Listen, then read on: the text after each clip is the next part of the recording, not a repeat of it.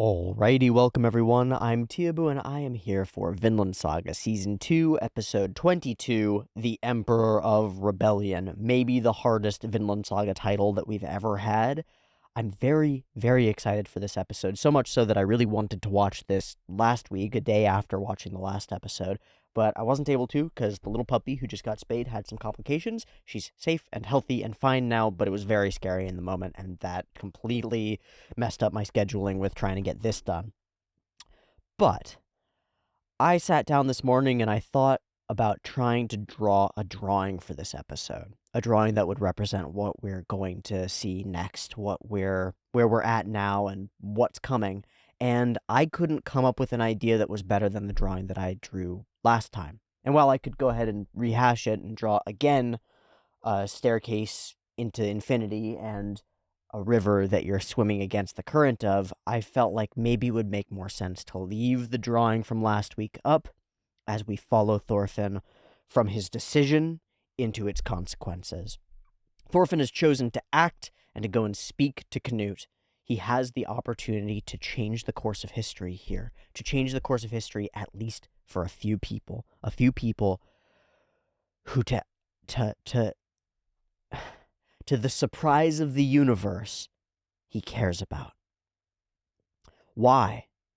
Well, as we move here, as Thorfinn stands in front of a cackling, mocking mob of warriors, in front of one who believes that violence is right, I cannot help but be reminded of the first time that he stepped onto this farm amidst those guests, such as Fox, who cut him up and led to the lines that have colored our whole experience here. Not one good thing.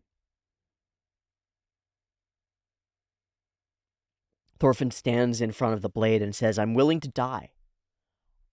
I don't fear death. Not one good thing has happened to me in life." And now he steps forward, essentially putting himself in front of the blade, and he says, "I'm ready to fight. I'm not going to die, and there was something that I was glad of. I'm glad that I was here on this farm." I didn't catch it in the last episode, not until this morning when I thought about it more. He's had one thing to be glad about. Many things, even. Enough. And so now he enters the same situation, but he is changed. The scene is completely different. The stakes are dramatically higher. But again, Thorfinn stands against violence for purpose. Then he stood because there was nothing else to do. Because he was unafraid, ambivalent. Now he stands because he must. Because there's something he needs to do.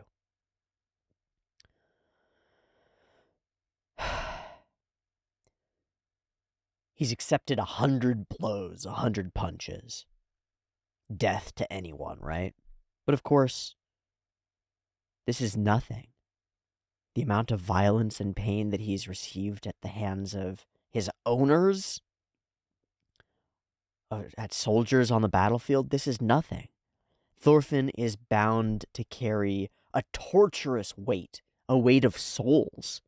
Physical pain, agony, these bead off of him like rain off of a duck, you know? Purpose, though. Rebellion, though. That's worth standing for. So let's follow Thorfinn into the maw, into the gauntlet that he has chosen. He's made a deal with reality. And that deal says, I'll take on this amount of suffering, and you'll do X. In this case, it's you'll give me the chance to speak. And I think that might be thematically resonant. One must suffer, perhaps, to have even the chance to speak. But he positions speech, communication, connection, the ability to talk to Canute as something worth everything, worth risking everything for. And I believe it is. I believe it is, too. So let's swim with Thorfinn up the current. Let's go speak. Well, first let's go be beaten to a pulp, and then we'll go speak. Episode 22 of Vinland Saga Season 2, The Emperor of Rebellion. Up and ready to go. 2 versions, PiP into script, timer on YouTube, early access on the Patreon, and there's a poll running. It's running right now. There are a bunch of things on it. Go check it out. Beep beep timer.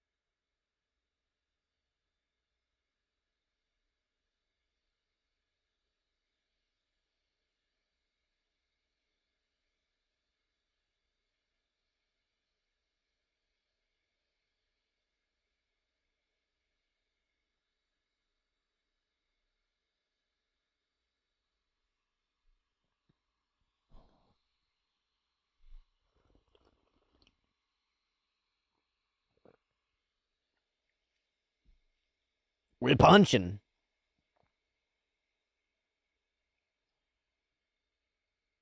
We standing.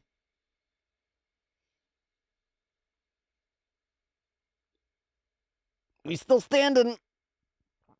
God, man, the the brain though, the brain.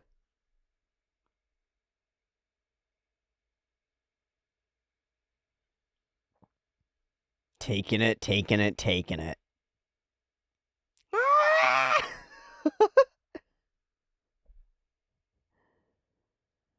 gonna make some money today. Will we go inside?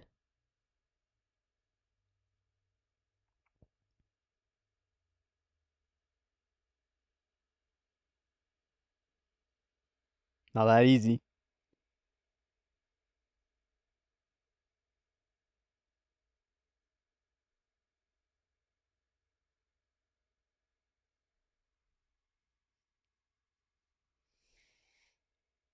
He's moving with the punches.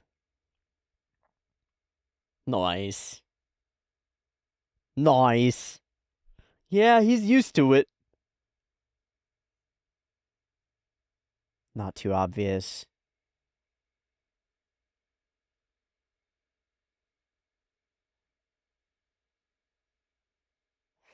I don't know about that, man. You might misunderestimate the boy. Come on, Thorfinn! It's too much, though. It's too much, though.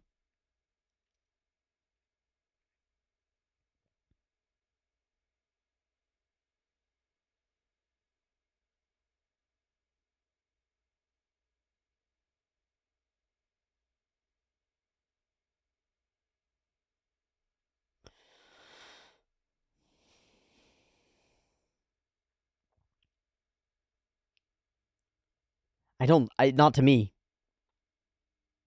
No. No, because if it was, he would have let...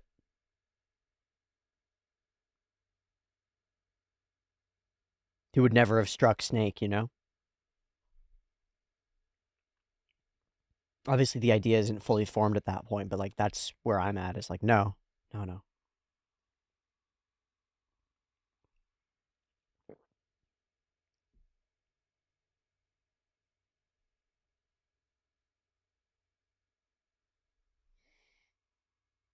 Oh my god, Snake.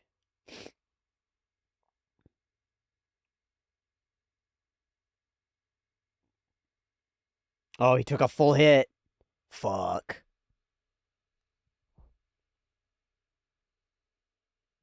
Ouchie. Ouchie. That felt good.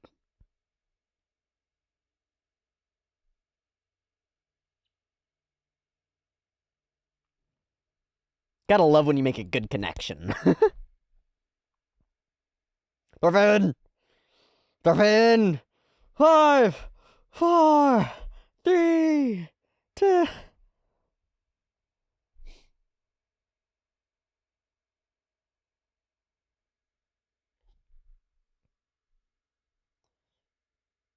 He's trying to save everybody.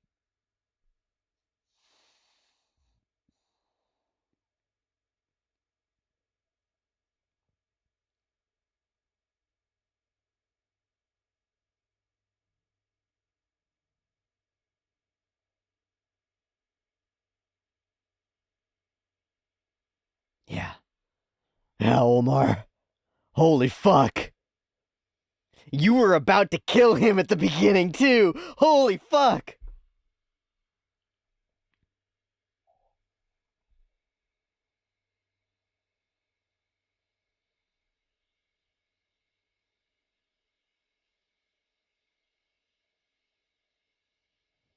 But you're not Thorfinn, though.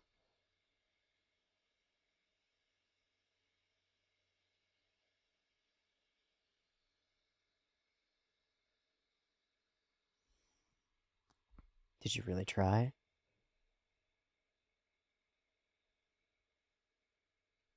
Or did you go to the default? They didn't try at all. They practically killed each other's messengers.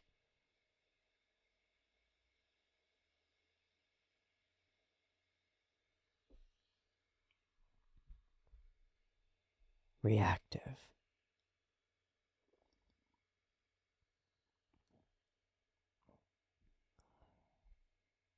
Nani?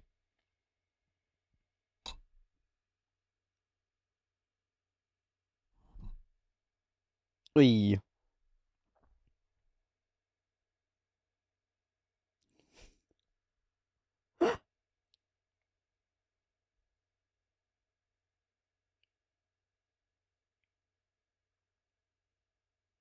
God damn. God damn, Thorfinn.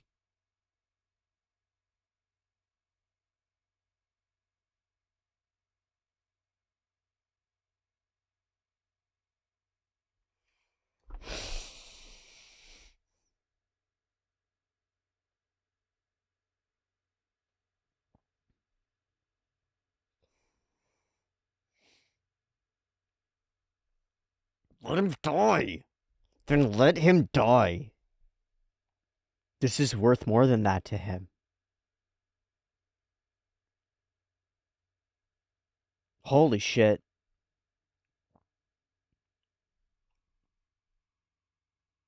Oof. But all the fight is out of it. All the flair is out of it. It's just brutality and it's gross.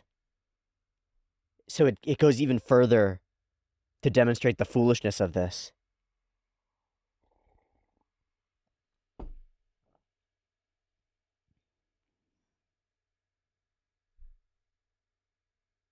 Yeah. Oh my god, Omar! Omar has a hero. Holy fuck.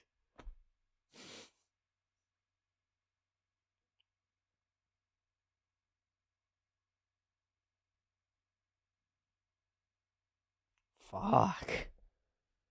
All the power out of it and all the joy out of all of them.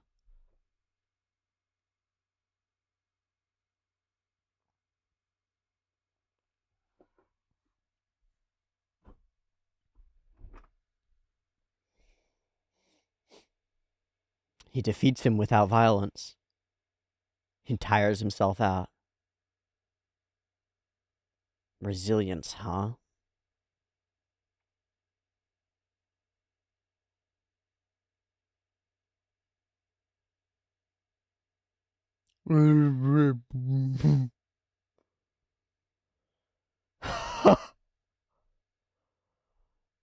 Yeah.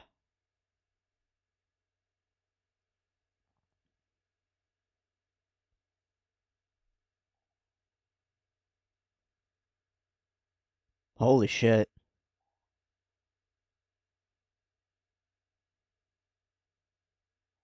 That's incredible.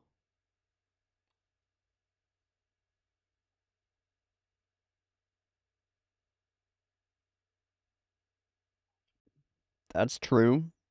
They're going to give him an opportunity.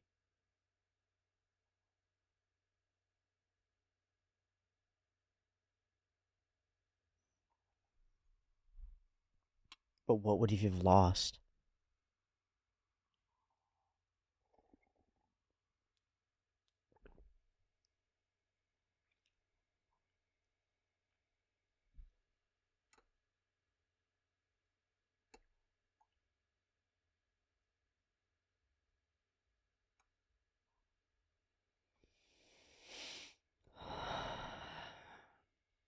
That's right.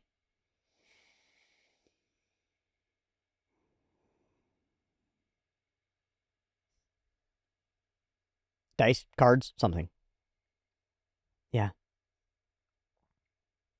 Yeah, play rock, paper, scissors, assholes.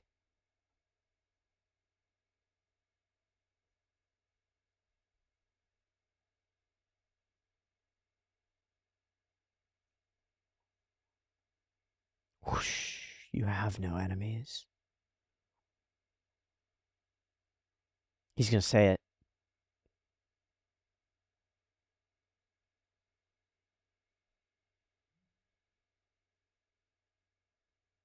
Even knowing that it was coming. Holy shit. Omar's going to follow you into the sun, man. I think I mean that literally. Yeah, you got some fucking balls, man. But we like balls. We're all about balls here. Is that what we're gonna do? That would be hilarious. Yeah.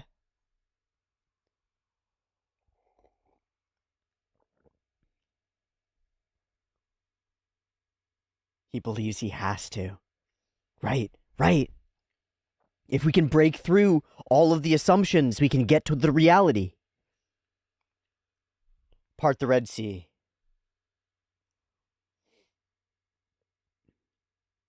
And we walk to Canute. Are we at the end? We're at the halfway point. What the fuck?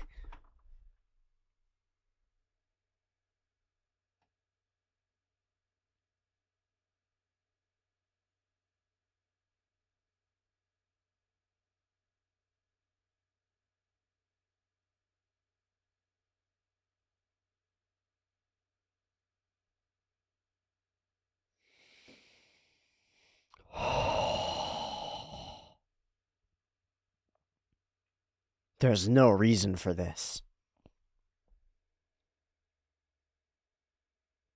And he proves it through his actions. By the end, all of them are off put by the situation, by the very violence that they were cheering for. God, that's beautiful. Good. Good. This is the right context for this conversation. Yeah.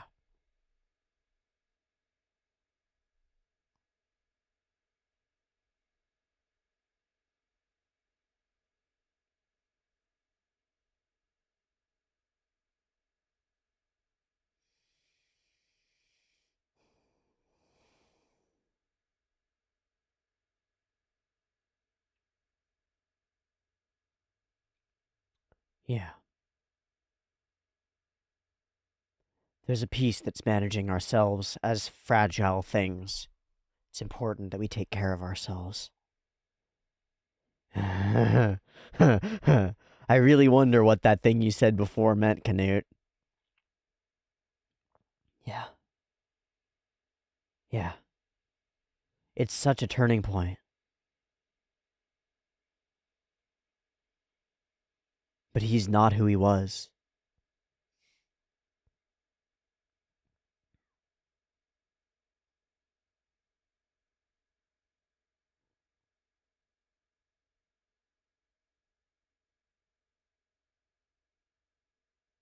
Wow. Almost a bridge. With the ocean beside them in case we need to pan over it just for awesomeness. Fuck, this is so perfect.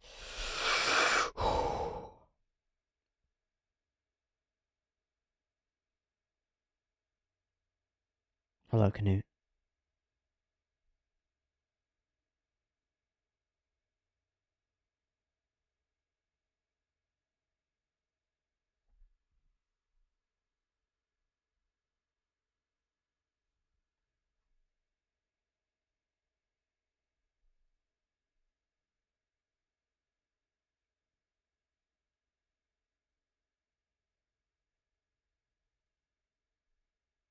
Blame, though?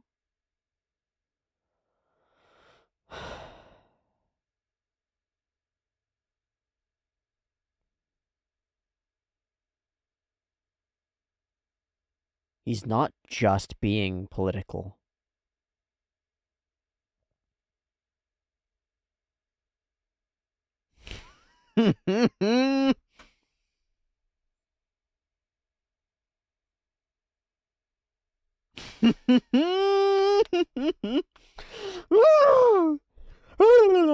The legend. Man, I was a different person in a different world. I used to rob 7-Elevens. You don't know me. Yeah, forgive me, your highness. I've been beaten. I have some swellings. Yeah. Yeah, what a fucking 4 years. This is cool because they really share a connection that nobody else here has. Thorfinn says, I only met all of you yesterday, or today, but like...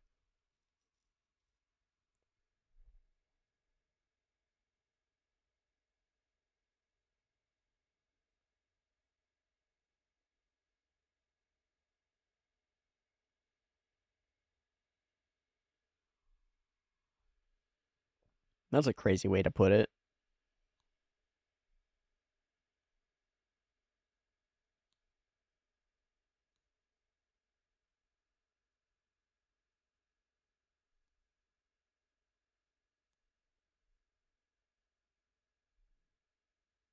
We're speaking to power now, though. And we're speaking in politics. Right. The fundamental need is to reaffirm power. Whoa, don't...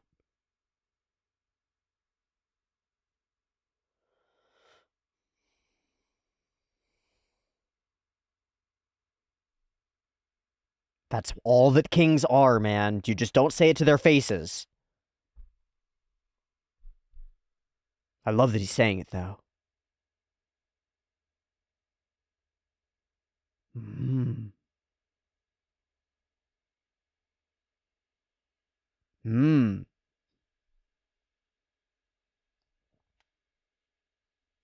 The farmer gets to speak. But it hits a wall.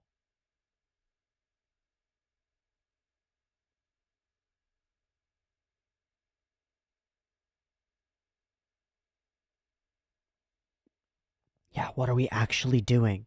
What are we actually doing? Why, Canute? Why? You can't argue against him unless you understand what he's trying to do. There we go. Yes! Okay. Oh, he's still responding to Einar. Thief of thieves, king of kings. And he's gonna call himself Emperor of Rebellion. Maybe it's not Thorfinn. Maybe... Oh, maybe I'm wrong. Oh, I don't know. I don't know. I don't know. I don't know. Fuck. Griffith's eyes. It's Griffith's eyes. Whoosh.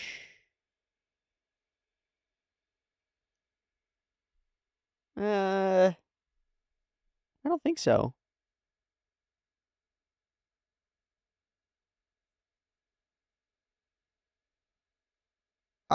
I, I don't think so, man. What?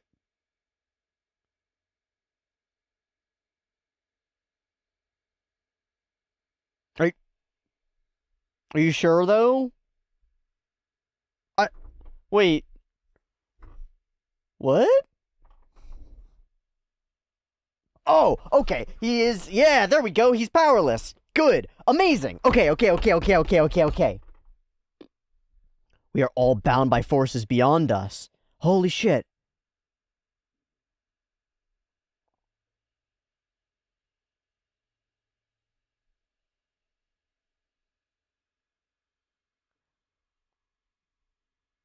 God has not ordained us to be at war.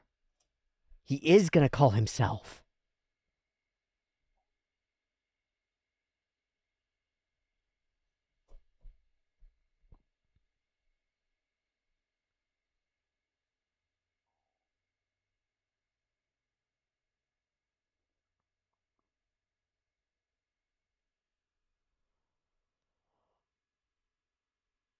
We turn our terror against God.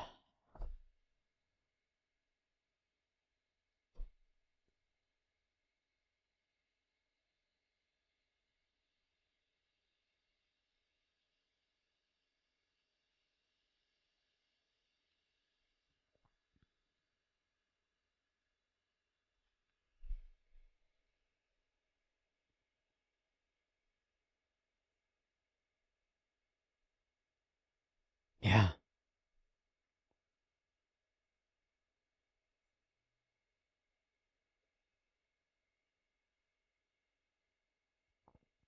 He recognizes his own powerlessness. Holy shit. Canute's much better at this than I thought.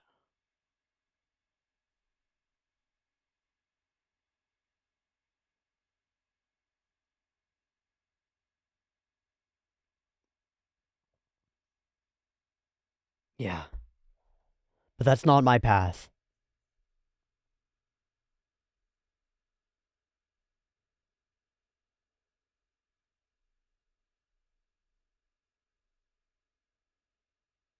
But the blood you shed along the way.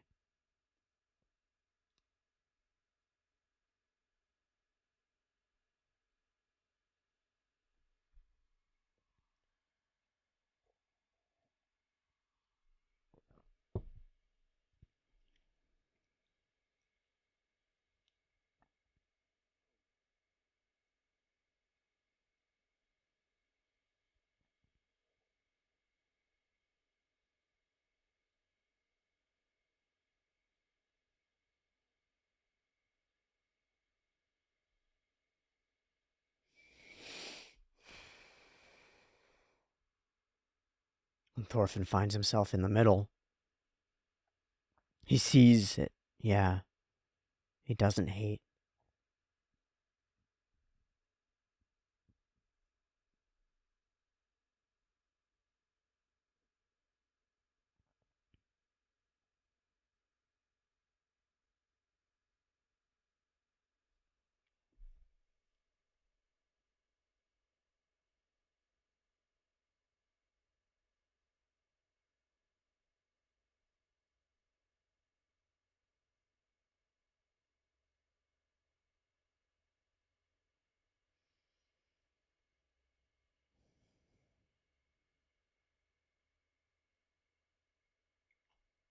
If you're not going to engage at that level, I win. But there's another way to win. There are other options. You don't just have to kill him. So what will you do? What will you do, Thorfinn?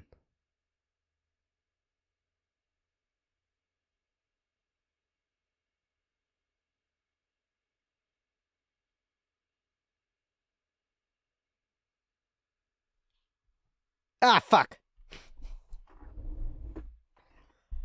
Good. Okay, so this is why people said that maybe this episode and the next episode should go together.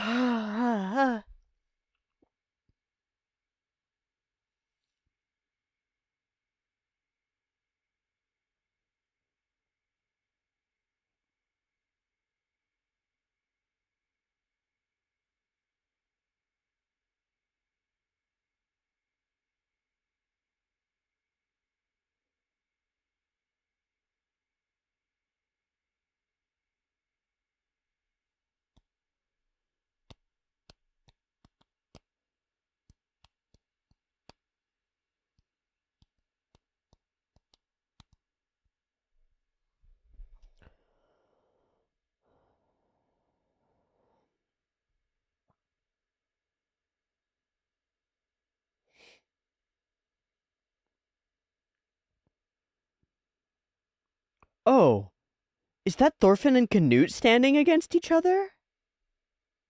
Ha! The whole time I thought it was Einar.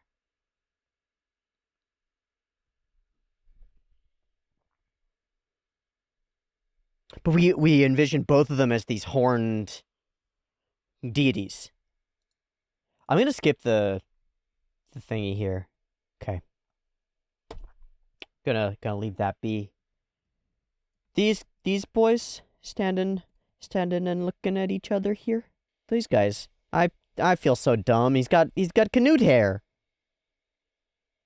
So we envisioned the both of them as these grand elder monsters.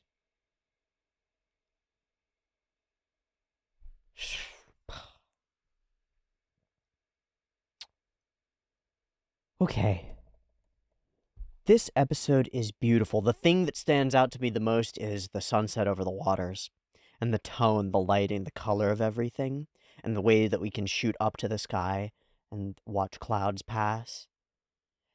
The incredible natural beauty that we're backdropped against does something very strange to the violence in the foreground. It makes it very stark. It's like putting bright red blood against a sepia tone background. It's like, oh, things going on there. I'm not sure what the things are. That's my whole vibe about the episode, is I'm not sure what the things are. I like it. I think they're interesting. I have vibes, and putting words to those vibes, I'm struggling with.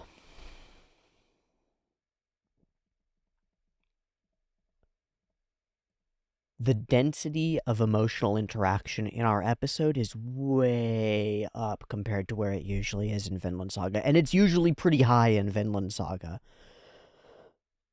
But the little character interactions, the little faces, the little expressions, the little moments, and the things that are unsaid that are pulled in through like background characters' facial expressions and stuff are kind of almost my focus in this episode. As though in the way that it feels when you're watching politicians speak to each other in literal political arenas. You can go right now, go find video of modern politicians speaking to each other, and what Einar calls like honeyed words, honeyed excuses, dripping with both sugar, sweetness, and also with venom. Every word, every phrase is very careful and very carefully orchestrated to not be obvious to everyone who's listening, but to be very clear in what it's saying between the people who are hearing it. And this feels like that, but all throughout the episode, not just limited to the Canute and Thorfinn conversation, but certainly mostly there. So I feel like there's a lot of interesting like micro expressions through animation and moments of speech and thought that have deep meaning. And I'm not sure if I can capture the feel of them, but I want to try. We get our depiction here before it's said and spoken. I really like this. We get this visual of Thorfinn turning into the punch, and we're left to infer what we will from that before it's actually explained to us that he's taking these blows in a clever way. And wolf watching as well.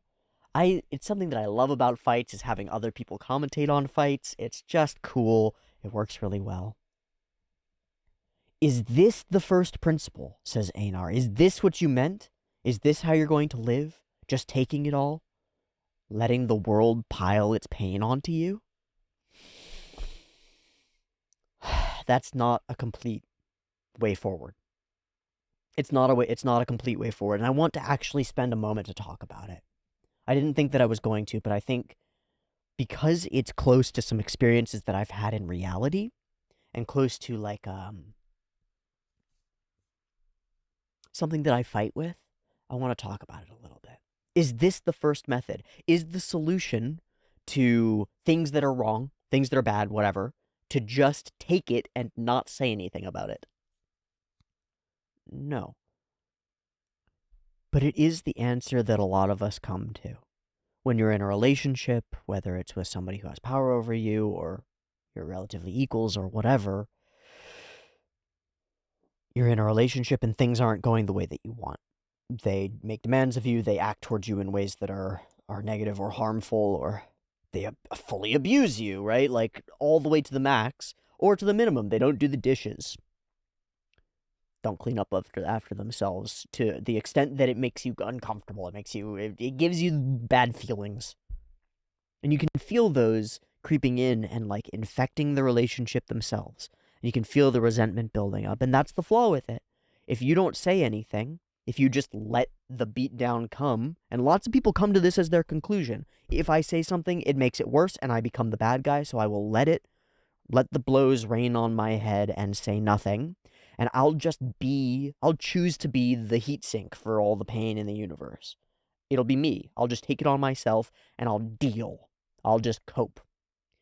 Because I don't want to make my partner's life worse by making a fight. I don't want to make my life worse by making a fight about it. And I don't want to cause anybody else any problems. So I'm just going to keep my head down. I'm just going to let the suffering come, and I'm just going to deal. You see this in, like, offices where downtrodden secretaries take on the entire workload of their asshole boss, and they should say something. It would change things, but they don't. They let the pain build up on them, and zoomed out, it feels like a solution because all the pain sort of collapses and it just condenses into that one person.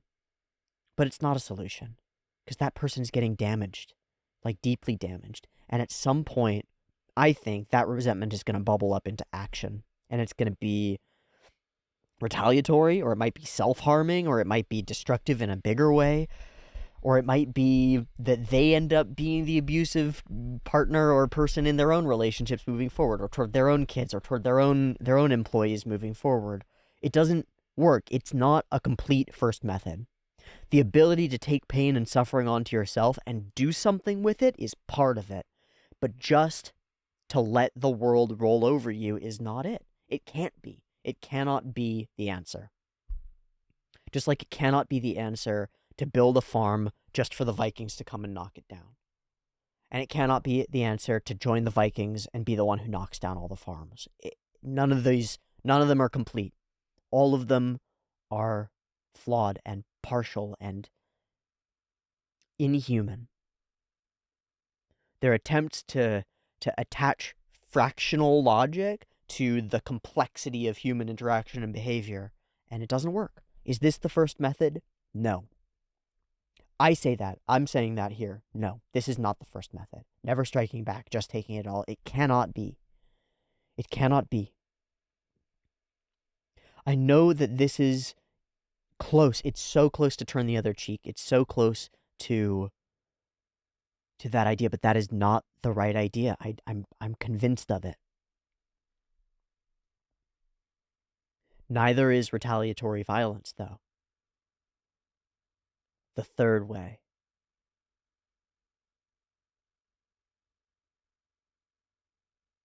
The middle way.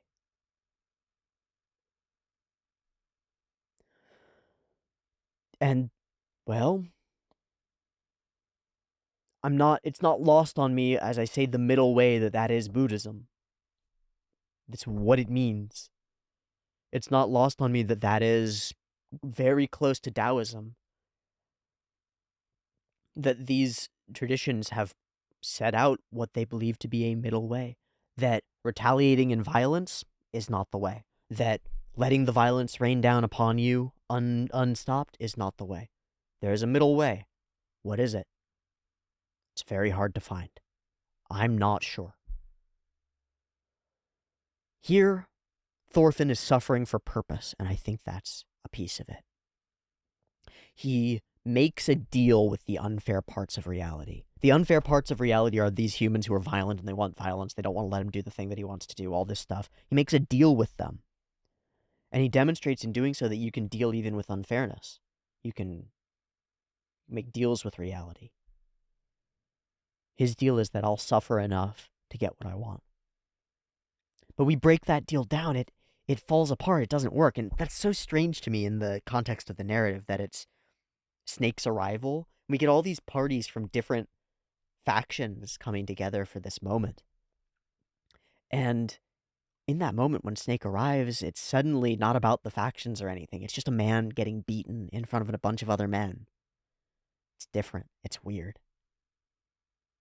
So I'm coming out of this episode relatively confused, and I hope that that's kind of clear, and I hope that I'm not trying to, like, wash over that. I come out of episodes confused all the time.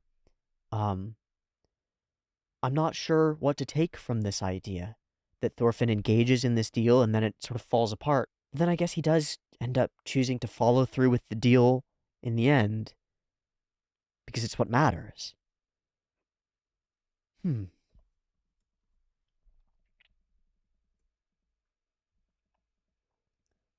Omar's face throughout this. I can't wait to touch base with Omar. I'm really wondering if he's going to follow us, if he's going to come with. I think that would be deeply, deeply strange, but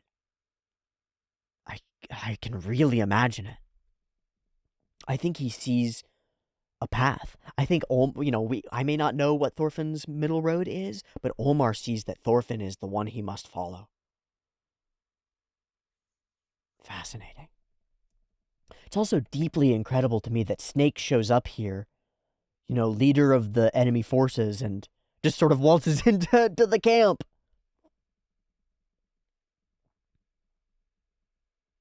Bam! Yatta!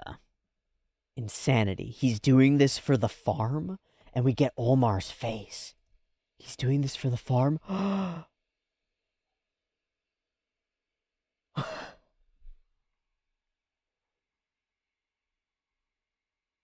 I think this is a moment of, I wish I could. Like, I wish I had the everything to be able to do that. Omar, his whole life, has been told this is what a hero looks like. Image of Thorgil, right? This is what a Viking looks like. This is heroism. And he just sees it. He's like, that's actually what it looks like. Oh, shit. No more. Yes, more, actually. You idiot. If we could have solved this with dialogue, I would have done it. No, you wouldn't have. You didn't really try. That's what it means to exhaust every option. This is really interesting to me. I've spent the last couple of days really, it's strange. It's so strange that this happened at this point. I spent the last couple of days invested and involved in geopolitics, reading and listening to YouTubers and watching videos and trying to understand some of the global hot points conflict-wise right now. South China Sea, Taiwan, Ukraine and Russia, the Middle East, all the things, Venezuela. Trying to understand what's going on in the world. It's too much. Never going to understand it. That's fine. I still want to at least have my eyes open. And one of the things that stands out to me is the way that legal requirements sort of fit into things. Like the legal phrasing around exhausting options is actually a key part of a couple of those conflict spaces. For example, China and Taiwan. In Chinese law, if there is an exhaustion of all options for peaceful reunification, China is required by law to go to war to reclaim that territory. And there's serious question about what it means to exhaust those options. Have you exhausted those options when they become inconvenient? Have you exhausted them when you just don't want to do them anymore? Or does it mean exhausting every possibility? Thorfinn says it means exhausting every possibility because the outcome, the possible outcome at the end, is worth it. We have to exhaust every possibility because there's a chance of peace. And he says you're not actually doing that. You pay lip service to this idea. But we got to see it firsthand. We got to see what those messengers really looked like. They were spitting in each other's faces, right? It was for show. It's bullshit. There was no intent to actually make peace here. No intent to find another way. No intent to make a deal. No other option. He's right. We're liars. We don't actually want peace.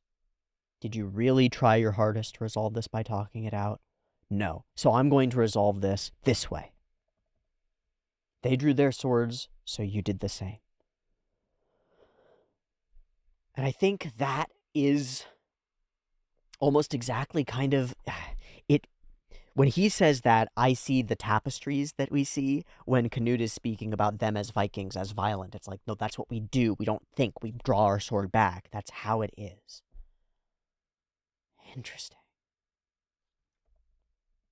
So he gets back up, and he screams it. I've had bug bites more painful.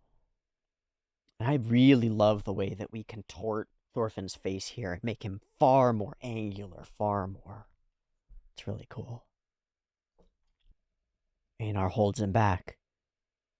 And we take a moment, one of those beautiful background moments that I mentioned. This crystal, beautiful sky. Whoosh. And suddenly the tone has changed completely. The faces of these men are almost respectful. It's almost awe, or as though they're watching something important happen. This isn't a game anymore. Now, this is like watching men fight for their lives. And there's empathy here almost. Not like empathy, but they're connected with what they're seeing. What's happening right now is having an impact.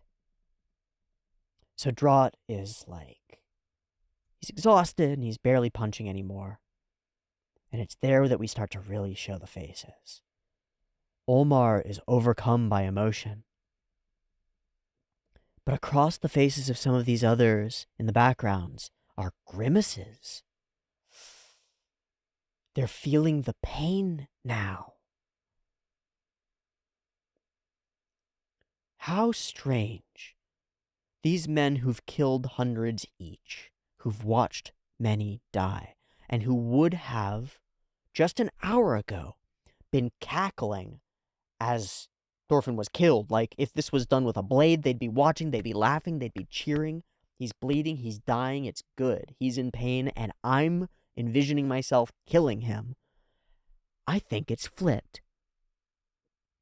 Suddenly, they can't help but see the strength and resilience in Thorfinn, and that humanizes him. And suddenly they know what strength and resilience feels like. They know what fighting against pain feels like. And suddenly the cringes, they can't help it because they're in there with him, with Draught winding up on them. It's changed. It's changed. All of this is unspoken, and I'm making it up, and it's not in the text, but it's changed. Something about this event is changing the way that these men are watching. And it changes Draught too. At the end, he drops to his knees, and he says, "You are who you said you were. You are a true warrior." And here, suddenly, though we'll only highlight it later in a different moment, one man standing, another on his knees. We're just missing the arrows and the phrase, "a true warrior." This is a repeat of Tor's standing. Yes?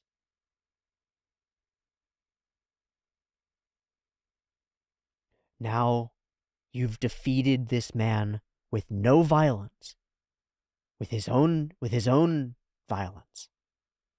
And you get to stand above him, and he calls you a true warrior. It echoes. Why didn't you strike back? You could have easily proven yourself. Don't you get it? How could I start that way? And then he gives this speech. I just met all of you today. That's where we start. We have no reason to hate each other. But in the world that they're in, you don't even need a reason to hate each other. Isn't it them? Why can't they play game? There's no need. We just met today.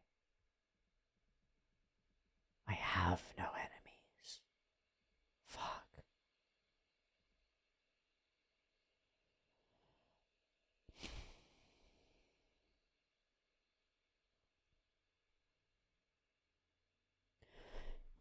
It's as though he had to pass through the gate of having only enemies to get here.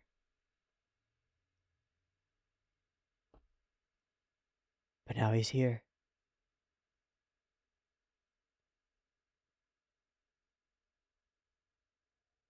Can he pull the rest of us through? That's the question. So, come and speak to Canute. He's not fighting here because he wants to. Indeed, he is bound to this world. So let's go and talk. He parts the forces.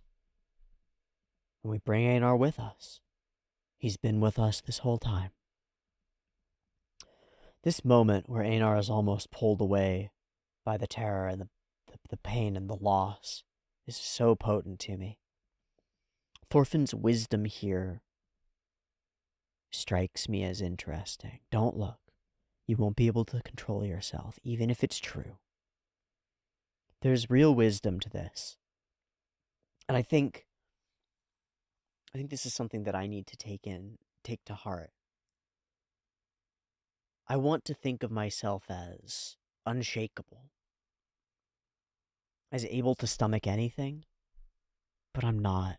When it comes to horror and trauma and pain, you gotta know that you've got limits. And take care of yourself. Gosh.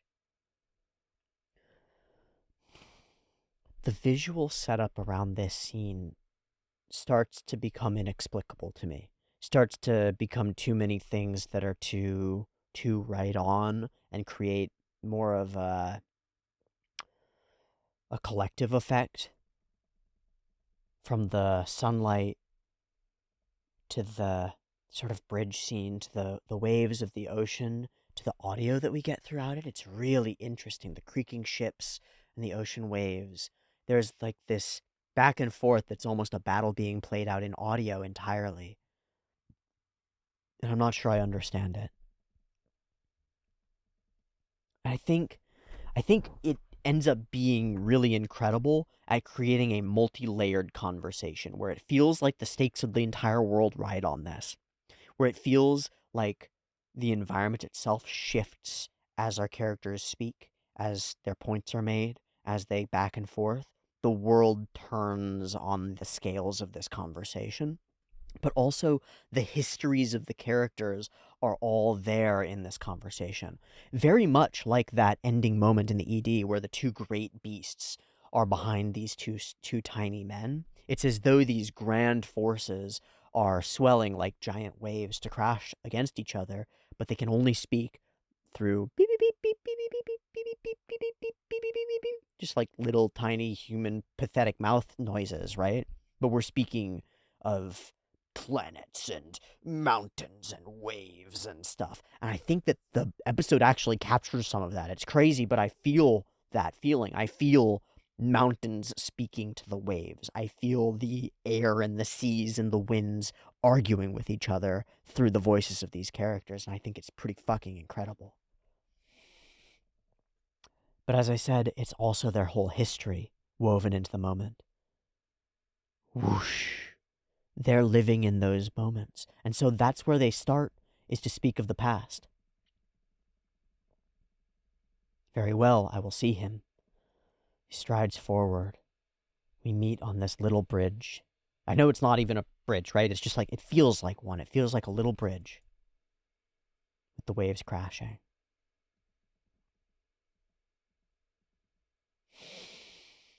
It feels like every camera angle is poignant and important and chosen carefully. From here, amongst Thorfinn's feet, to our shot reverse shots and our framings of these deeply similar, dramatically different characters on their opposite journeys to the same kind of place. You're still alive. It's been quite some time. His first statement is, "You must blame me." He doesn't take responsibility for it, and I don't know that we're going to actually be able to unpack all the politicking that goes on here. It's actually one of my favorite things to do ever in the world, all time ever, is to unpack what people mean when they're doing weird political honeyed excuses type speech, weird bullshit. I love watching like Oval Office meetings and unpacking what's actually being said in them, or like political speeches and stuff. I love doing that. I don't do it because I don't want to do political commentary. I really don't want to do political commentary. It's evil. But Canute notably does not actually take responsibility. He says, you must blame me for it. He doesn't say you'd be right to. He says you must blame me for it. He acknowledges that that might be part of your mental load that you're bringing to this conversation that he's not responsible for, that's on you, and it's yours to deal with, but he's willing to acknowledge it. So we start out right out the gate. We're playing games, baby. We're playing games. Woo! When people say they don't like playing relationship games, this is what they mean. This is what they mean. What's amazing is that Thorfinn's able to do it too. No, for what happened to Askeladd. All of this is unknown to Einar, right? Take a moment, and that's very important. He takes a moment before speaking. And you should do the same. If you're ever in a situation where you're like, my words might have import. I'm speaking to someone important who's going to understand what I said. Take a moment. Take a moment before you speak. So he does. And he begins from a place that mirrors the position that he was in before they parted ways. I turned my blade against the Danish royalty. Know who you are. And I still have my life today. Also, what does it do? It validates his claim to the throne, even then, right? Because when he turned his blade against him, I'm not sure if he was Danish. Yeah, I guess he was. I am grateful for your mercy. Flip. And in return, please forgive me for your scar. And this has a ripple effect because Wolf notices. He's like, what the fuck does that mean? I see. And then now he knows who he is. You thought, Thorkel, I know who you are. You drew a blade against the king? Well. But it's also that they're speaking things that only the two of them would know, which makes sure that Thorfinn is who he says he is. You do seem to be the Thorfinn I knew. And you've become much more eloquent. Yeah, I wonder how that is, exactly. 4 years, yes? It's already been 4 years. And we get this narrowing of his eyes. But in this moment, as he looks down a little bit, it's a trick of the light, but his features soften ever so slightly. And his eyes are almond-shaped without the lines that create, like, wings and talons around his eyes. Because, Canute's face gets contorted into draconic, into talons and wings and Griffith stuff. But here he's almost halfway back to that sort of beautiful, feminine face that he had before, as he remembers. It's incredible. That is enough time to change a man. He says because he has changed. And Thorfinn has changed too. Please leave the farm. No. Ketil's family instigated it, and then he says the line. He says the thing that he made up. He slew 10 of my men. And we don't do like, I've heard about that, but that's some bullshit, right? Like, I've met Omar. He sucks. But we're not gonna... It's a test. It's a trap. Are you going to deny the word of the king? Or are you going to accept what he said and argue on that premise? The whole conversation is full of mines, of landmines like that. And Thorfinn dodges them all, as far as I can tell. But surely this is enough. 100 of them, tenfold. The land will never recover. Even what you want from it will never be reborn. His answer is, I advised them to surrender. I told them they chose this. This is theirs to be guilty for. He and his family must be brought to justice. So it won't end until you capture this farm. And at this moment, Einar, who is not versed in the politicking, speaks. And I think this is really scary because this can get you beheaded really fast. But of course it doesn't. There's such a divide between Thorfinn and Canute's calm back and forth, even when they're speaking about really intense stuff, and the way that Einar bursts and Canute remains completely stoic. Einar's completely lost all power in the conversation. It's really interesting. He's right, of course, but he lets it bubble. You can't hide it from me with your honeyed excuses. You call yourself a king, but you're actually just a thief. What makes you different from any other Viking warlord? You're a warlord. Bam. Darkness.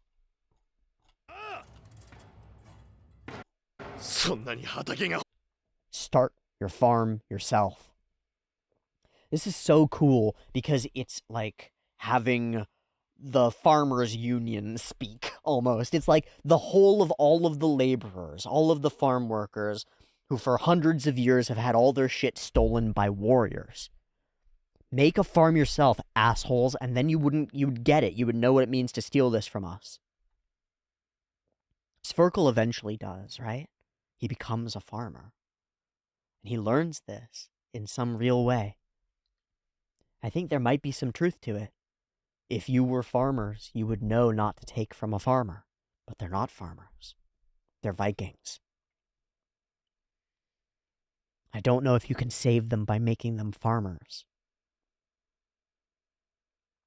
Till the land, watch over it, raise your own crops, and maybe you'll understand firsthand what a terrible thing it is to have it taken from you. Unfazed.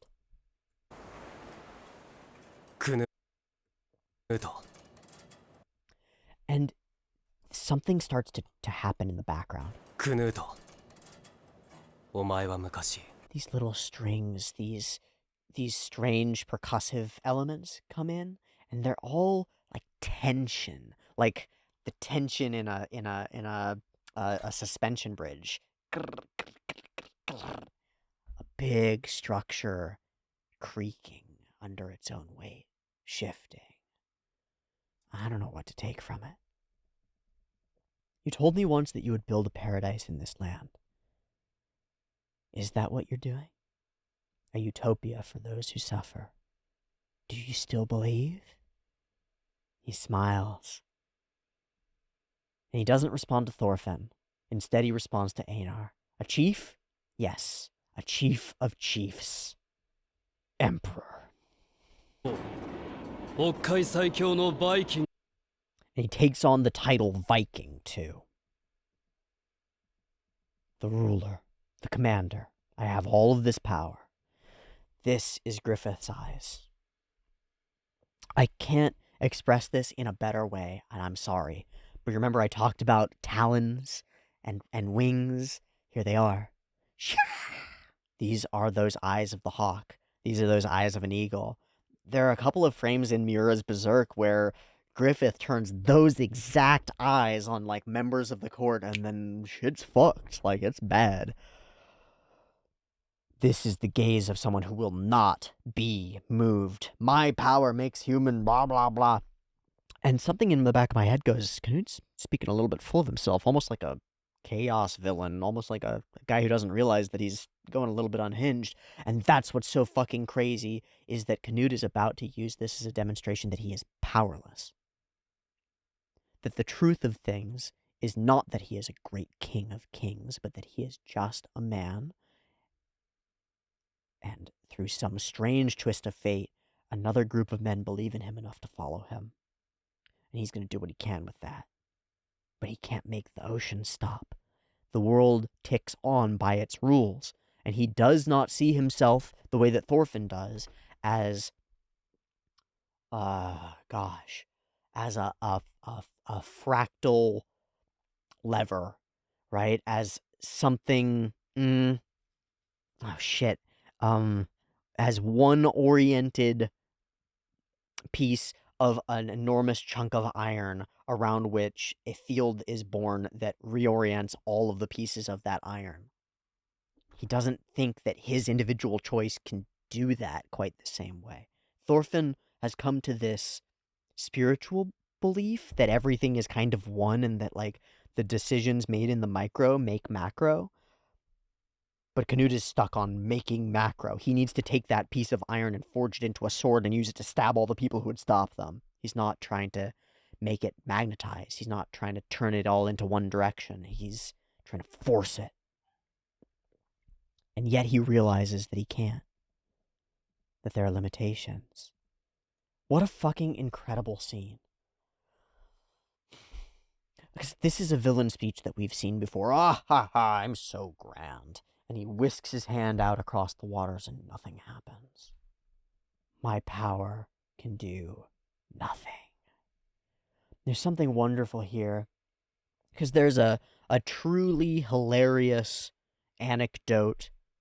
I believe it was Nero, Emperor of Rome, one of the more famous fucked up ones, who sent his soldiers to go and whip the sea.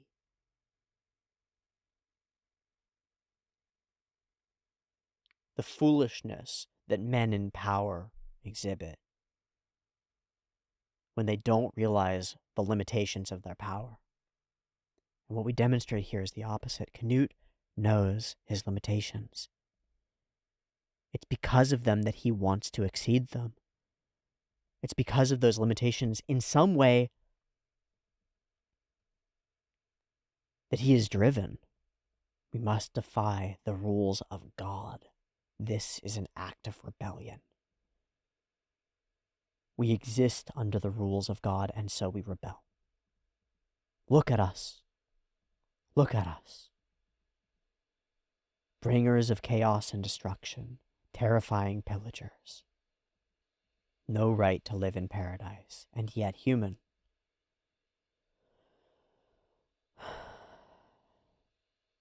So, what is his conclusion here? It cannot be done. So then what is he fighting for? To save the Vikings. But how? Command and govern, to unify their strength. He says, I cannot build a paradise. And then he says, I will build a paradise. I will use their power to open the gate. To fight against God, to rewrite the rules. I think that's it. I think that's it. I think that we have been imbued with violence and the ability to rebel. We are turning that against the rules of God. And in a way, we will be the sacrifice. I'm not sure. That's the part that I'm missing here. Moses can never go into the promised land because he's a sinner. He makes a mistake with some water and stuff and a staff and things, and shit gets wild. I feel like Canute is in a similar place. He's like, I'm inevitably going to be on this other side of things, right? I'll take on the sins myself. And these Vikings are also like that. They are not suited for paradise. But then he says that I will still build that paradise. So then my question is, for whom? And Einar takes away, you want to save the Vikings? If I cannot save... Oh, no. I've misunderstood. I apologize. He's saying, I've taken it upon myself to save those who are abandoned by God. Because if I cannot do that, then I am not worthy of building a paradise. Oh, so I choose these, the worst of humanity, as my first to save. And it is on their power that I will build a paradise. Oh. And it may be that we're zoomed out far enough that we're in ends justify means space so hard that it's not about saving them exactly. It's about creating the future. And their actions will lead to that future, and that creates salvation. I'm not sure, but I do think I finally understand this line. I was misunderstanding it. So here we are, rebels. Turn that strength to building paradise by saving the Vikings and using them to fight back against God. They're the first. They're his apostles, his disciples. Killers of men. Whoa. Oh yeah, that changes things for me.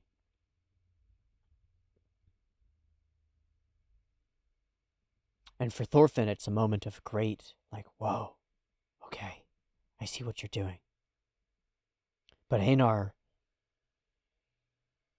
cannot stomach this. You're free to do whatever great deeds you want, but who's going to save those people you killed today? It's the most contorted his face has ever been. You let the Vikings live, but you'll kill from the others. It's all about utility for you. These kings keep killing and burning. The ideals don't matter. The killing and burning does. I've had enough. So Thorfinn is in the middle. Hate me if you must. Will you leave the farm? No. What will you do, Thorfinn? Right here and now. If you won't raise a blade against me, I cannot be stopped. So where's the third way? Where's the third way? Where's the third way?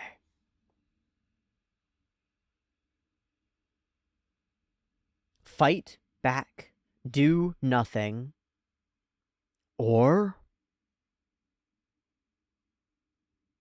let's find out. See you in a minute. Peace. Okay, we're back for episode 23, and to find out what Thorfinn will do right here, right now. The title of this episode is Two Paths. I think that's pretty incredible, because that's exactly what I drew the last time, but in between, before I saw that that was the title, I drew this, which was 3 paths. We've got 2 diverging and 1 riding through in the center. Will we be able to find that third way? The third way, the middle way, is the first principle, the one that we go to first, the one that we stand by throughout. Thorfinn is already acting it out, but can we put it into words? Can we make it something solid that we can hold on to? Something as brilliant and compelling and as immutable as power, as wealth, as gold. I don't know. Let's watch the episode and find out. Beep beep timer for episode 23.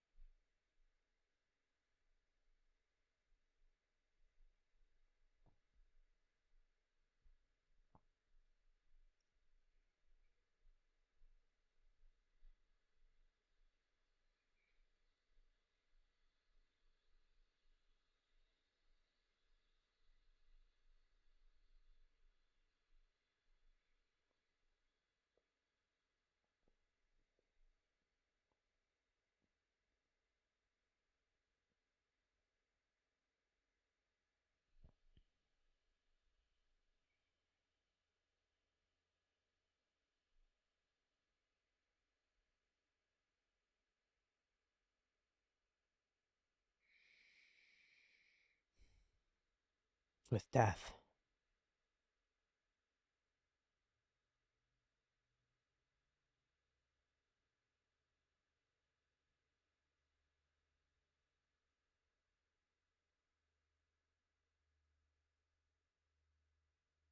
Wait, wait.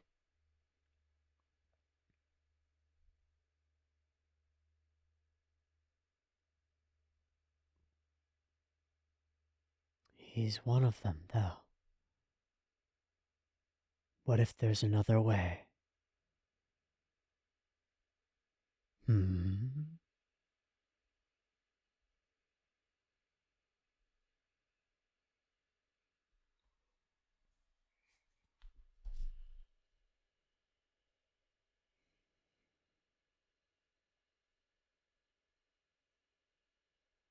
He did, though. He did, though. He thought he might.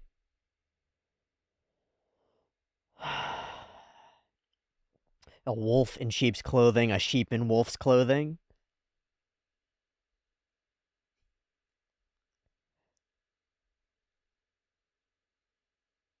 No, no, no, no, no, no, no.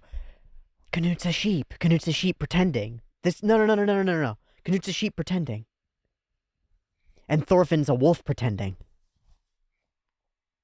Both of them are in the opposite skins. That's why they can see each other. He's not giving up.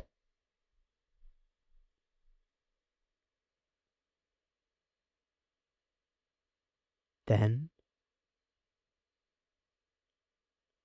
Yes, he is. What he's about to say will change everything.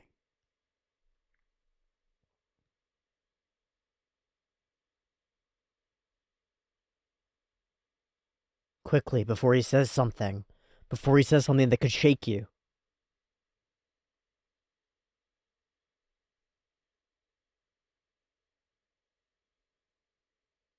Yeah.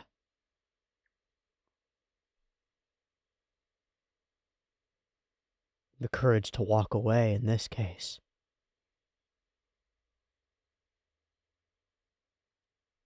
The impossible answer.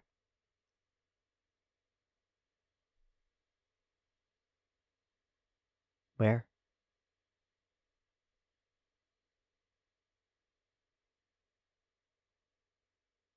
Yes.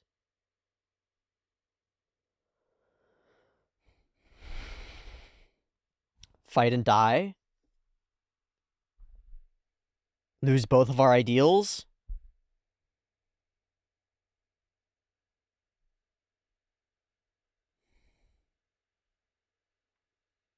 We'll take our two paths, huh? And the third path in between is just allowing it.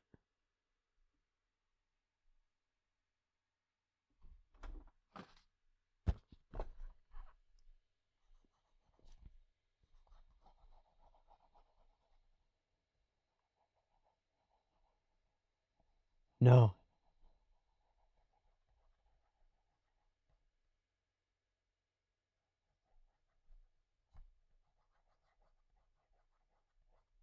Yes. He wanted. Yeah, it didn't work. I made my gambit. I'm not going to struggle to try to stay with it. The third path isn't a path, it's distance.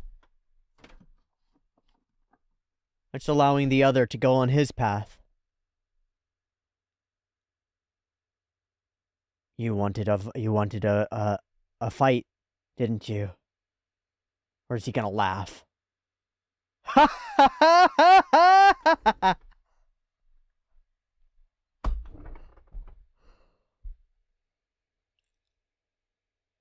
Incredible. An impossible option. How could you choose that? Your pride.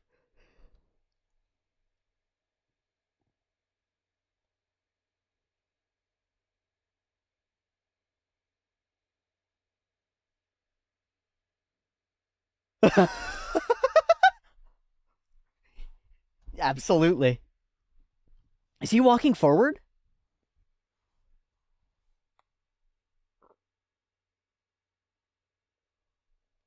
Yeah. Just to implore you. No scheme, no play, no magical chest of gold to offer me?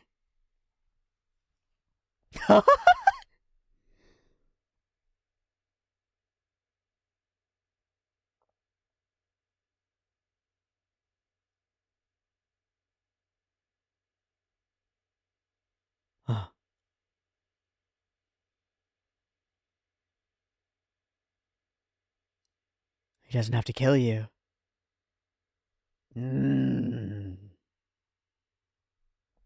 Hope.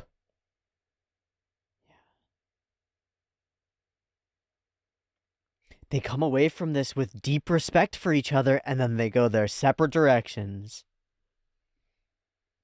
If I tell you, you'd follow. Yeah. Yeah.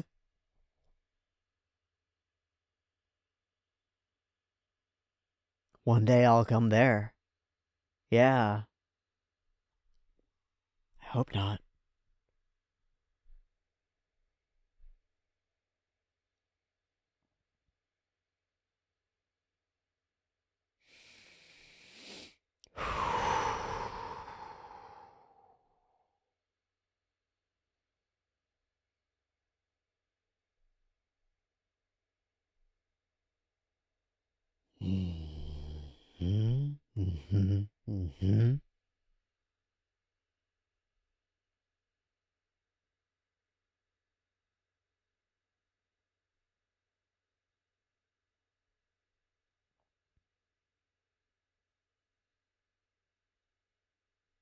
There's no other man more suited to it.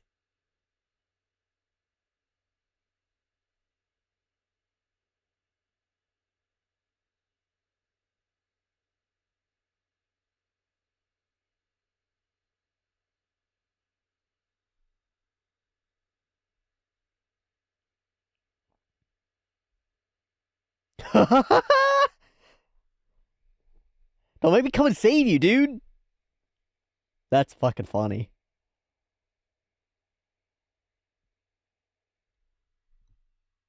A leader, almost.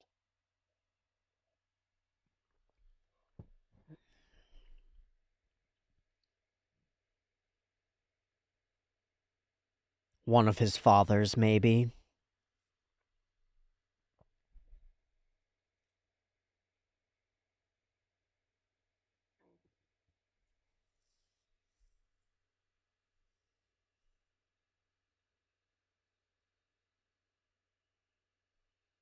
Wow.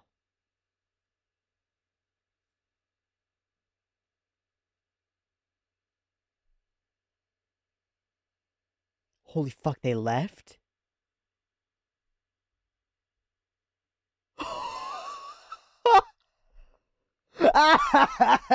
He was here to 1v1? My guy.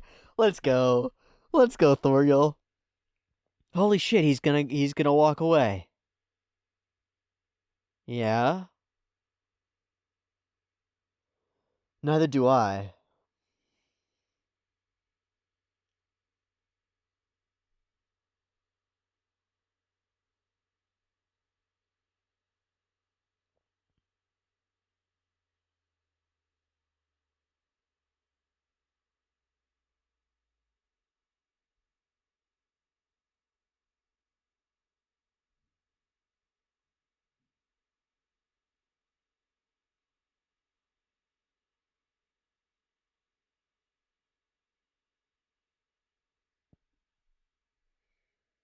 No, you've got an ally out there.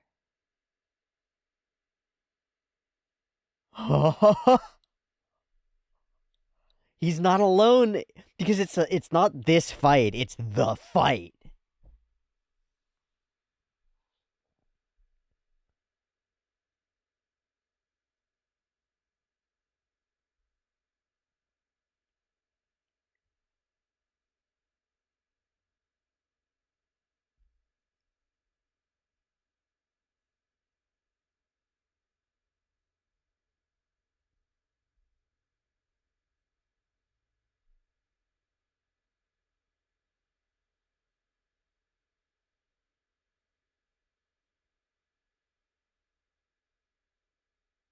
Hmm.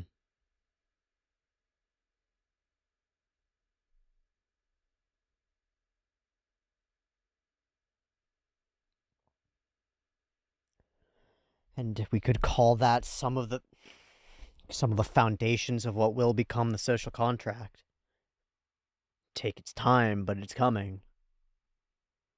You can see the birth of, I mean, we're writing it in fiction, but the birth of the future is right there.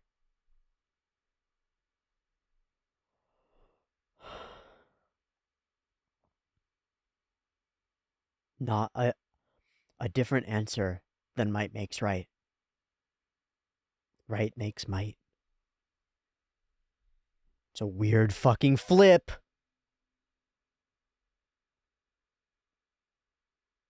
Oh.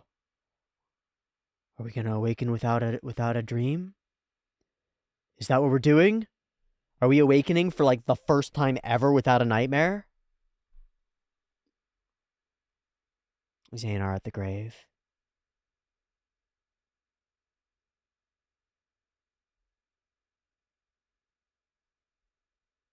It's a slow walk.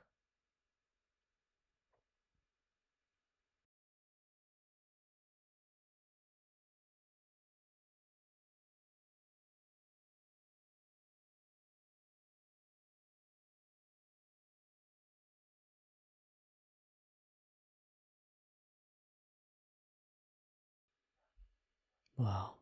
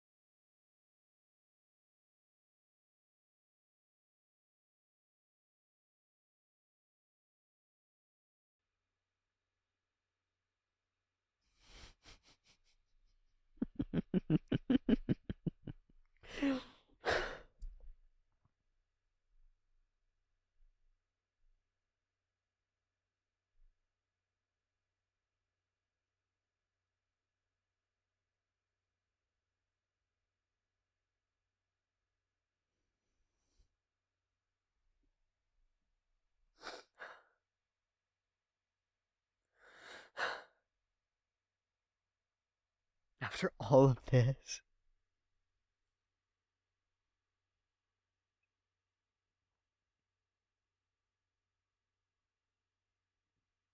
She was dreaming of it.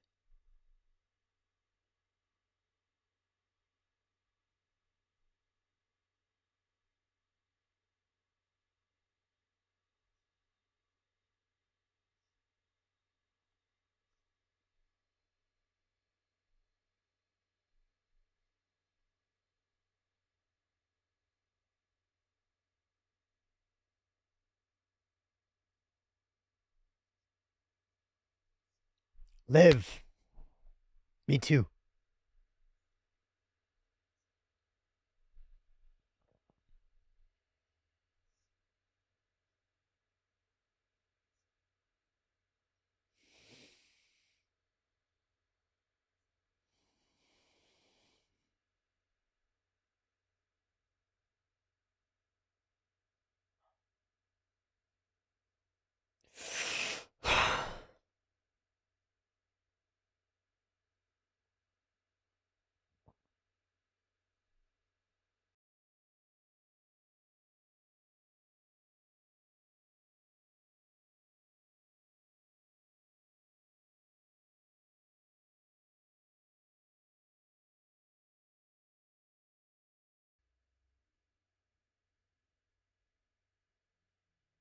Well, you gotta make it.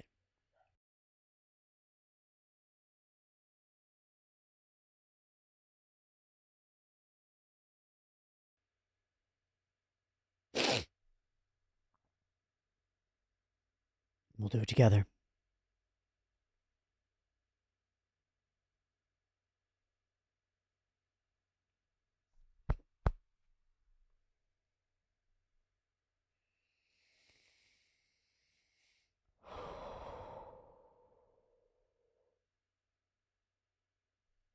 Kyodai.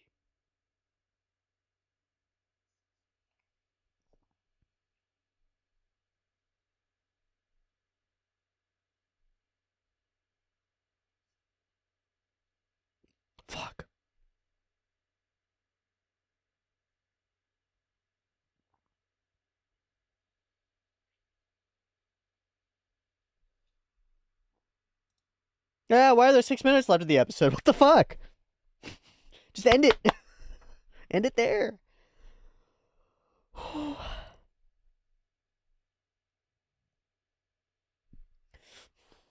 I'm really scared about the figurehead thing. Also, Omar? Is Omar coming? Oh, fuck, he's not coming! No!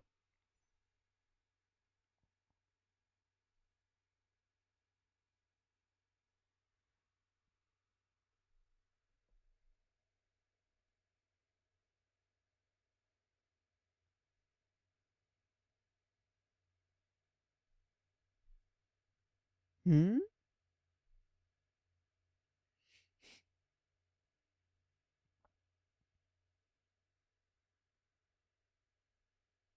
Hmm.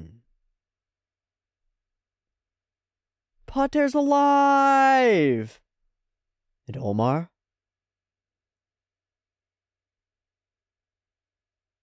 Yeah.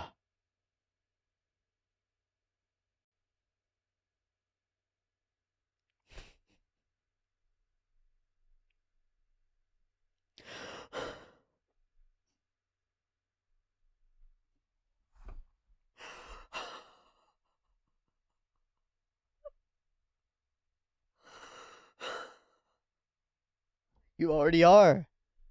You already are. Say it, motherfucker.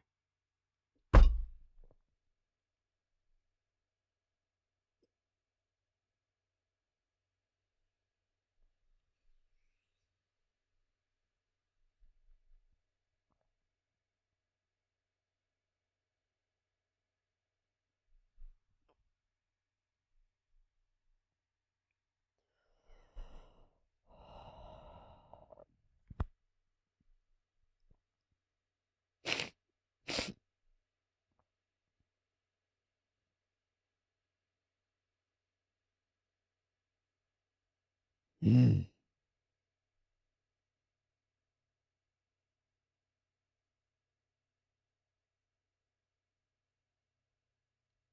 Indeed. But the willingness to make deals is the start. Holy shit, that is. Isn't it?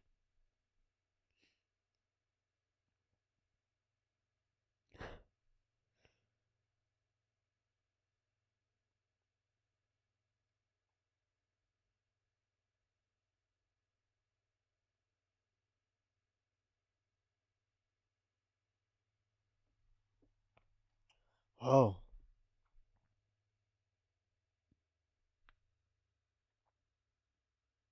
Good to meet you, friend.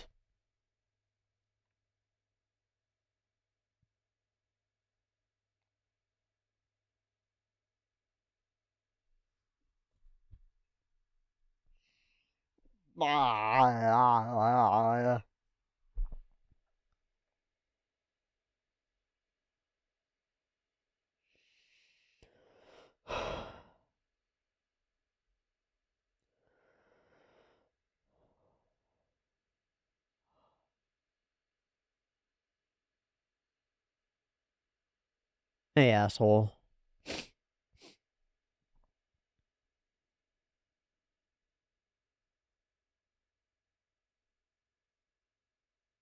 Holy shit, he's working the fields.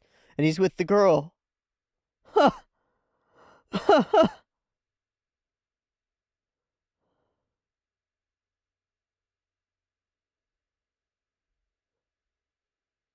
land. The land. They've all become farmers.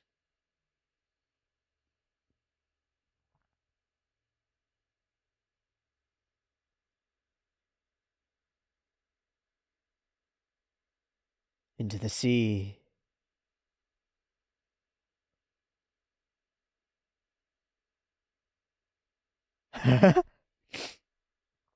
Fuck yes. Yes. Yes. He deserves to be a lone wandering warrior, honestly.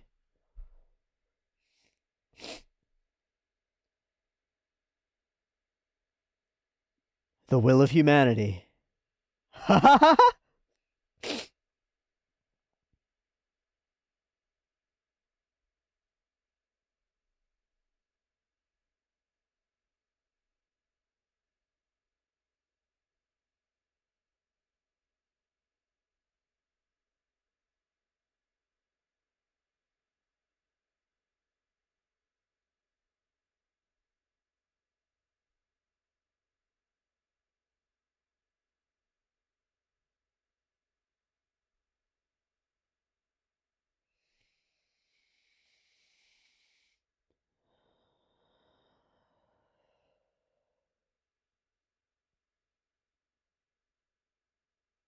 to endure. But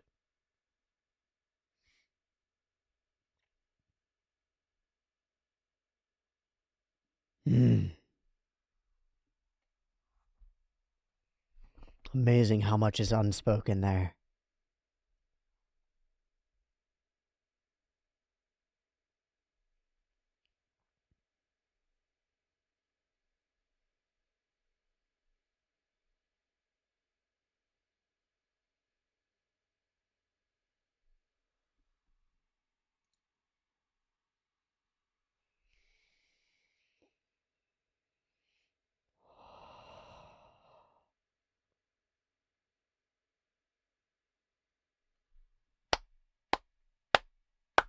That's not the finale. What the fuck?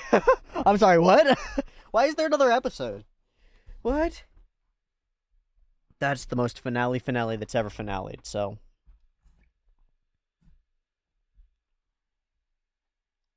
God, that was beautiful.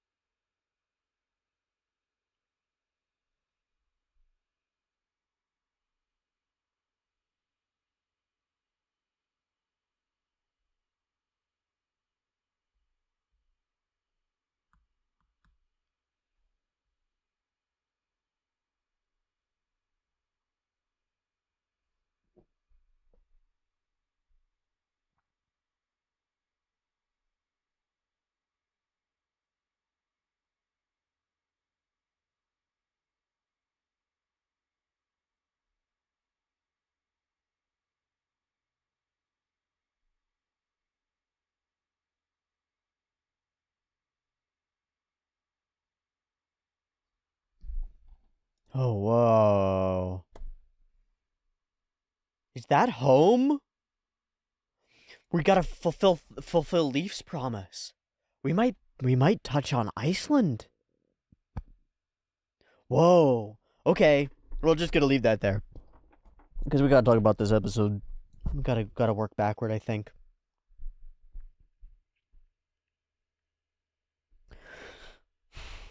Coherently wrapping themes that were set up in the beginning with the carve it sequence is it's like a deep drum beat resonating in the back of my chest. It's very strange. Potent stuff. The overall storytelling of Vinland Saga and the ability to actually fulfill its promises and wrap its points is pretty incredible. The connections between these people, between these human beings, make changes. They make a difference. They matter. I think that the visual language of the back half of the episode is leveraged really effectively to make that feeling of it mattering. The repetition, the moments that happen again but differently, that have become so ingrained into our story, tell us so much. Thorfinn wakes up here in the morning without Einar there, and he doesn't scream himself awake out of a nightmare. We don't mention it or say anything about it, but it's like the most important change internally that's possible. What does it say? It says that maybe you can throw off the weight of all of those bodies dragging you down. They haven't appeared in these last couple of episodes. Why? Well, it's almost as though they're pulling him in the right direction, like he's oriented properly and they won't drag him back anymore. This is right. Now the dead that appear drive us forward instead of pulling us back. Things have changed. The sun rises. We watch the birds fly out free over the waters, and everything seems to come together. As these rays open up and highlight our characters, they shake hands firm, and we dive in so we're up against the shreds and scars and torn nails of their hands, and that's the foundation of our handshake. It's the foundation of our brotherhood, of our kyodai. This back half of the episode is so well orchestrated to nail down all these little moments. Moments like Omar with absolute clarity saying, I want to be like you.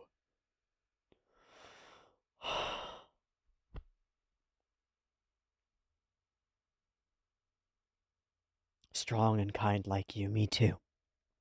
And that comes off the back of Thorfinn and Einar saying, I want to have a place that I can tell other people to believe in. I want there to be a place that I can recommend, honestly. What am I supposed to say to a soul that's been through hell and yearns for the peace of death? He drops his crutch, slams his hands together. I want a world where I can tell people to live. Where I can tell people, live.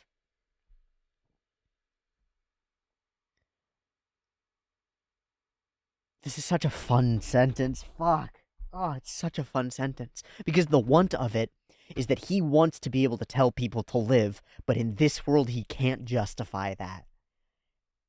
So he has to build a world where he can. And I read this line and I went, that's me, fuck. Oh god. And I hope that it's many of us, all of us, because that gives me hope. The fact that another author out there wrote down the same idea, gives me hope. Because it means there are other people working toward that idea too. And when we start there, we can move back to that moment where Canute laughs, where Canute recognizes that he has, even if they're enemies, even if they're on opposite sides of the world, he has an ally. He has another human being on this planet who's working toward paradise, working toward peace. He has a brother out there. Different ways, different paths, different roads. And indeed, their roads are so incompatible, so mutually exclusive that we have to separate ourselves from them. But we have allies. There are others. Have hope. Have hope, young human. There are other humans maybe fighting for what you're fighting for. Maybe trying to build a place where it is not a lie to say, you should live. This is a real struggle that I really have more often than you might think, than you might suspect. Interacting with people who are hopeless. To the point of fully suicidal. How do you speak to someone who's suffering and tell them what must come across as the greatest of lies, that it is worthwhile for them to stay alive? How can you tell them something like that when you look out into the world that we exist in, and all of the pain that's possible in it, all of the torture and trauma and abuse, and unfairness, and simple awfulness? How? That's a real struggle. You know, there's a kind of struggle that's like, lift 300 pounds. And there's a kind of struggle that's like, forge onward into the darkness. And there's all sorts of struggles. But the struggle of a person looking at you and sincerely saying, I wish I was not here. There's nothing good here for me. That's our question for the show. And it's a real question. I've never had to answer it for myself because my mind doesn't go there. I'm lucky enough that my mind doesn't go there. But I've met a number of people for whom that sort of being is always there, always looming. What do you say to them? How do you answer that question?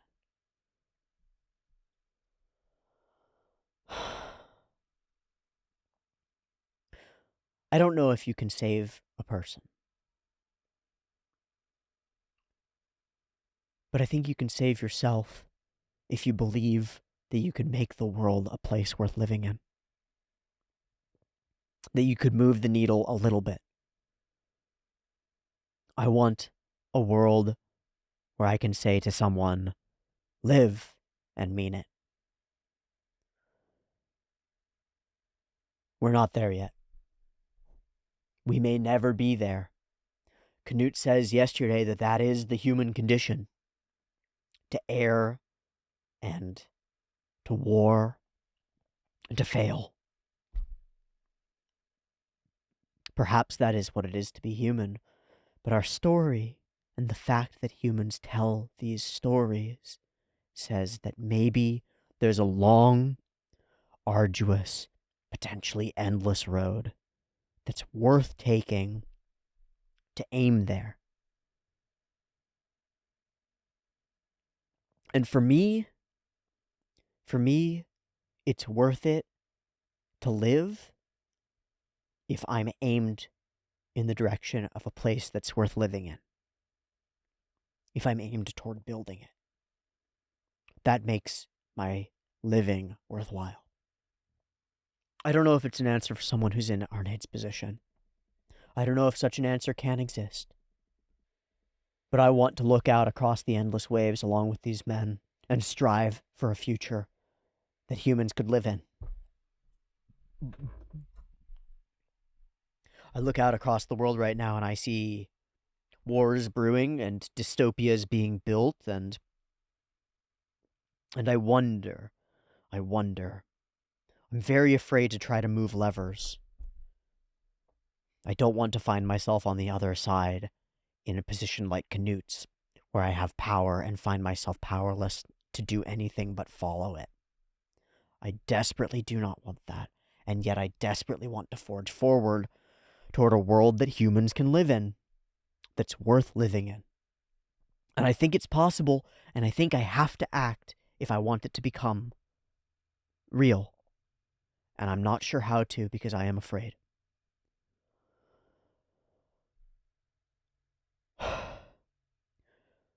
Maybe my place is like Omar's. To shake hands, to endeavor, and to farm in my own little way. I'm not sure. I'm not sure whether I have a place, whether I'll ever be satisfied with one. A piece of me wants to be a king. A piece of me wants to be helpless and a slave. Both are parts of me.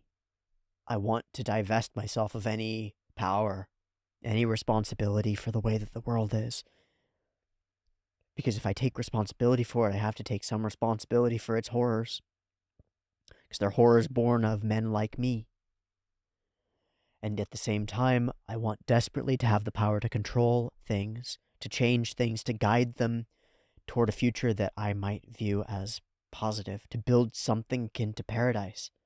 And yet, I'm desperately afraid of the sea of blood and the staircase of bone that must be built for that to happen. From very early on in my life, I decided not to do that. I wanted not to do that. I wanted to stay away from power. I tried not to go into politics. I didn't want to pursue law. I wanted to run away from it. Because I saw a path open up for me, like one of those paths, and I felt like it would confine me forever. I think I was right to be wary, but now I wonder whether I've made myself powerless. So I think I needed this story of a man who has held great power, who has held absolute powerlessness, who has been born by the flow of the river of chance, and who has swum against its current, powerless as he is over anything but himself, to step forth onto a land that he's going to build into something worthwhile.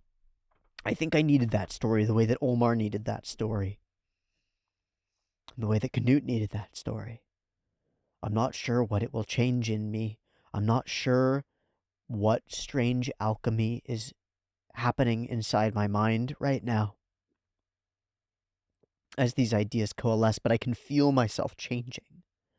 I can feel myself changing in the face of these ideas, and I'm curious who will be born out of this uncertainty. I hope that it's a man that I can respect.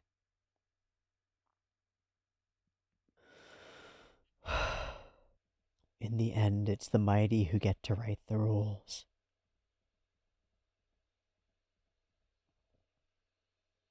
But even then, the mighty are bound by voices. I love this scene with Svein speaking over Canute. Why would you speak to these lesser men? Why would you treat them as though they're equals? They'll never understand you. You're different from them. And yet yet Thorfinn is glowing with the light of the dying sun. They're a poor flock of sheep. I'm so surprised that we don't get this expressed crystal clear, because it's like the most obvious thing, right? Here's a poor flock of sheep. But what is Thorfinn? Thorfinn's all fangs and claws, baby. He's a wolf who's learned to become a sheep. And what is Canute? An aloof shepherd? No, not a wolf either. Canute is a sheep. In fact, he's a Christian boy. The sheepiest sheep. And yet he has taken on the role of wolf. And something is in harmony there. You must raise them and harvest them. This is your job. The sheep cannot understand. There is only control. There is only what is best for the sheep. And out of the darkness emerges Thorfinn's face. If you're going to see this through with force, and Svein, almost as though he cannot bear to hear what Thorfinn will say next, he could drive all the sheep mad. He could undermine the power that you hold as shepherd. I'll run. It's the only thing I can do. I'll run, and all the darkness is dispelled. That's it. After all of this, you have a goal. It's worthwhile. Maybe it'll work. I'm absurd. I can't criticize yours. So I'll run. And we come to an answer, and at this point I pulled the drawing down. I drew two paths diverging and a third between them. And the third path is no path. It's letting the other on theirs.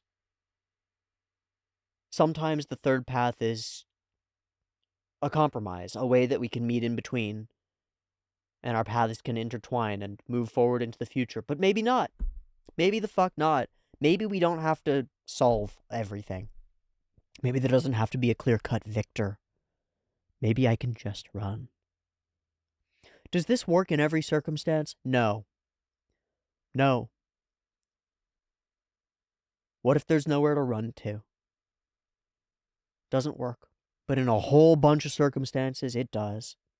There are a whole lot of human roads that lead inexorably to the death of one or another parties, unless you choose to walk away. There are very few times when you don't have the choice to walk away. They exist. And I think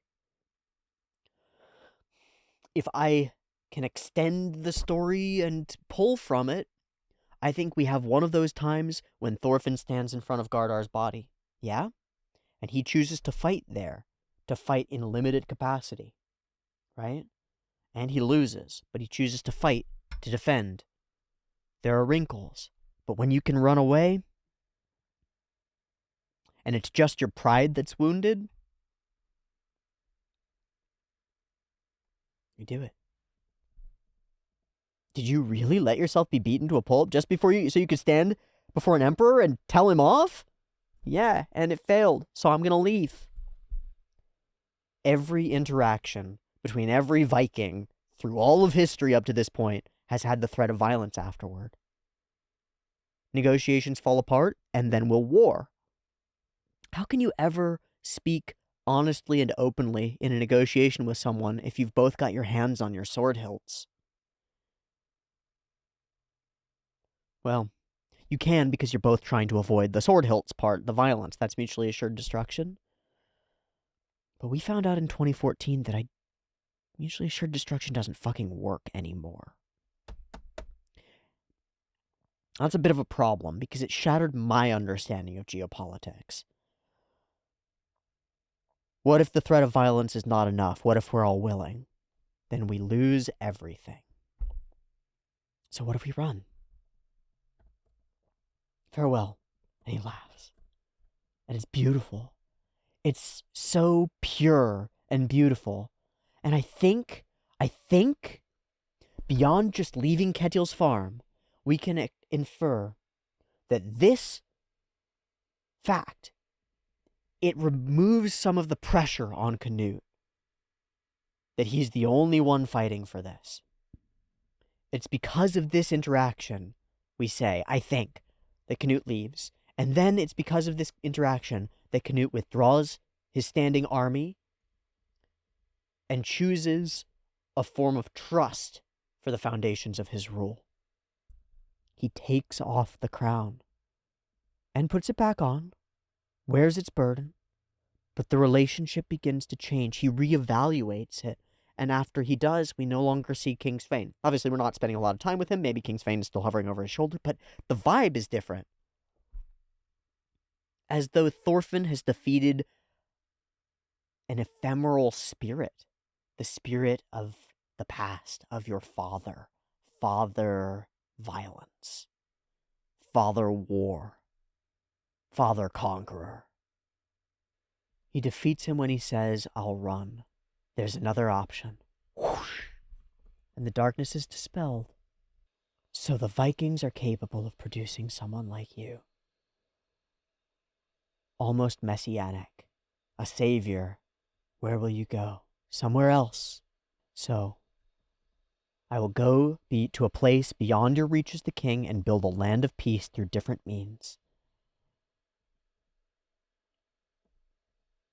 For the sake of those who cannot live in the world you create.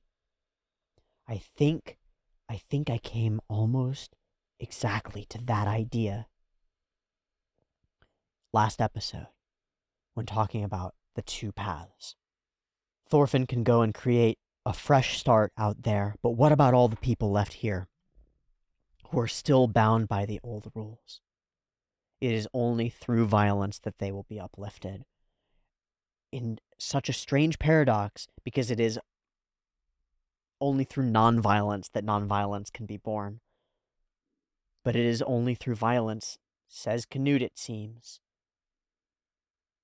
Says God, it seems, that violence can be put to rest. Mwah! For your sake. And for mine. And for all of ours. Thorfinn changes. And Thorfinn changes everything. So now we head out. Across the ocean, having endured and having chosen another path.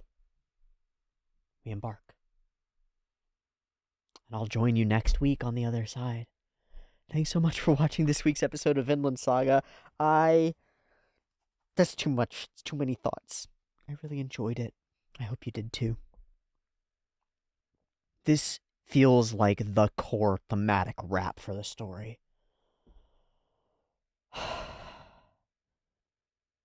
And I feel like I need to just sit and think for a while. Thank you so much for joining me for this journey. Let it continue. Much love. Peace.